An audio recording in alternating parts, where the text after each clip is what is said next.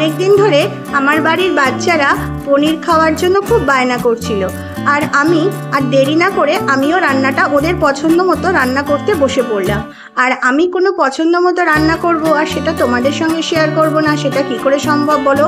আর তার জন্য আমি আজকে কি পনিরের রেসিপি করছি জানতে হলে আমার সঙ্গে থাকো আর দেখো। নমস্কার বন্ধুরা, স্টে উইথ সৌভিক চ্যানেলে তোমাদের সবাইকে স্বাগত জানিয়ে আজকে আমি আমার রেসিপি ভিডিওটা এখান থেকে শুরু করছি। তো চলো, এখানে আমি নিয়ে নিয়েছি 400 গ্রাম পনির। পনিরটাকে আমি প্রথমে টুকরো টুকরো করে কেটে নেব।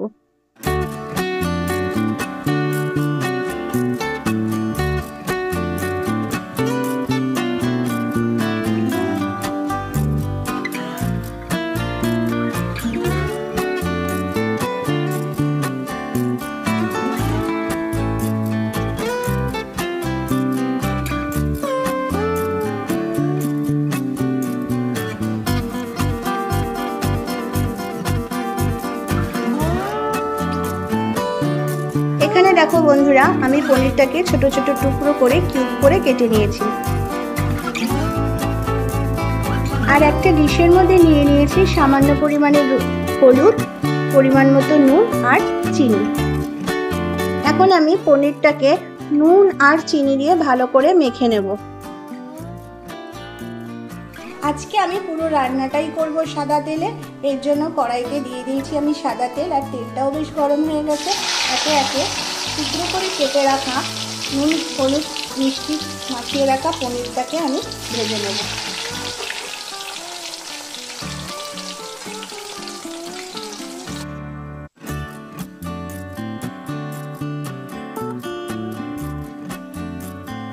পনিরটাকে আমি খুব একটা কড়া করে ভাজবো না, জাস্ট এপিট ওপিট করে একটু সাঁতলে নেব।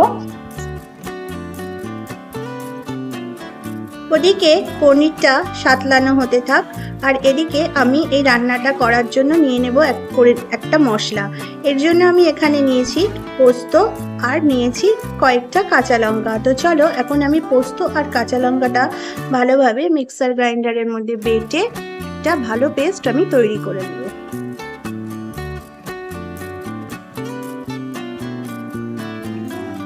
এবার বন্ধুরা, আমি ওই পনির সাঁতলানো তেলের মধ্যে দিয়ে দেব পোস্ত আর কাঁচা লঙ্কা বাটা, দিয়ে এটাকে ভালো করে কষিয়ে নেব। আমি এখানে নিয়ে নিয়েছি কাজু বাদাম। এবার কাজু বাদামটাকে ভালো করে আমি বেটে নেব। এবার আমি এর মধ্যে দিয়ে দেব কাজু বাদাম বাটা।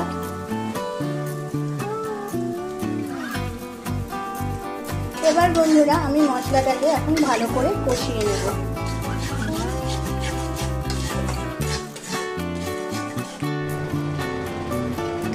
এবার আমি এর মধ্যে দিয়ে দিচ্ছি সামান্য পরিমাণে হলুদ গুঁড়ো,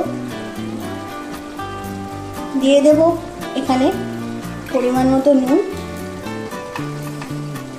আর দিয়ে দেব এখানে চিনি। এখানে এই রান্নাটায় চিনির পরিমাণটা একটু বেশি হবে।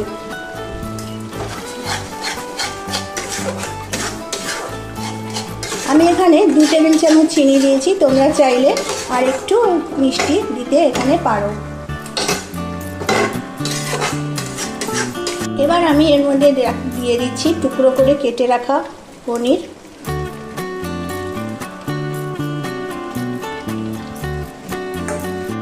আস্তে করে নেড়ে নিয়ে মশলার সাথে পনিরটাকে ভালো করে মিশিয়ে নিতে হবে। আমি এখানে দিয়ে দিচ্ছি হাফ কাপ পরিমাণে দুধ।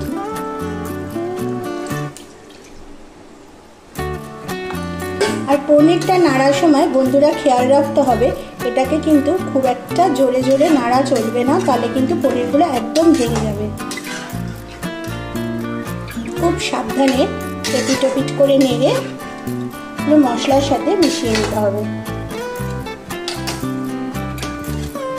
আমি এখানে রঙের জন্য দিয়ে দেব সামান্য পরিমাণে কাশ্মীরি লাল লঙ্কার গুঁড়ো।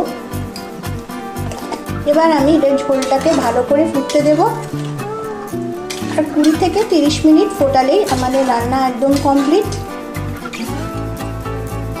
এবার আমি এর মধ্যে দিয়ে দেব বাটার।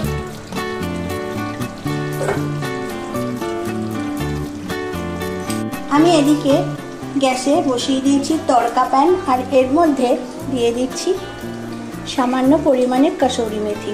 এখন কাসুরি মেথিটাকে শুকনো তড়কা প্যানের মধ্যে একটু নেড়ে নেব।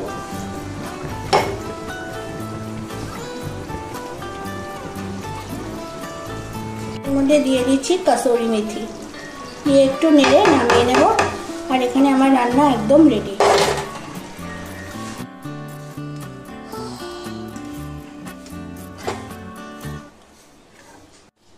এবার আমি কাসুরি মেথিটাকে এর মধ্যে মিশিয়ে নেব,